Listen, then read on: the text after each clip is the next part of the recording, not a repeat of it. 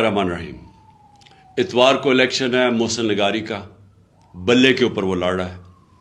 जामपुर के लोगों को मेरा ये पैगाम है, आपने ये जो खौफ की फिजा फैला रहा है, ये पीडीएम का जो नुमाइंदा है, न्यूट्रल्स जिसके साथ मिले हुए हैं और जो नामालूम अफराद हिरासा खौफ फैला रहे हैं लोगों पे, फसलों के ऊपर, उन किसानों की फसलों के ऊपर जो इनकी मदद करने के लिए नहीं तैयार, उनके ऊपर ट्रैक्टर चला रहे हैं, एफआईआर काट रहे हैं, उठा रहे हैं एफआईआर के बगैर।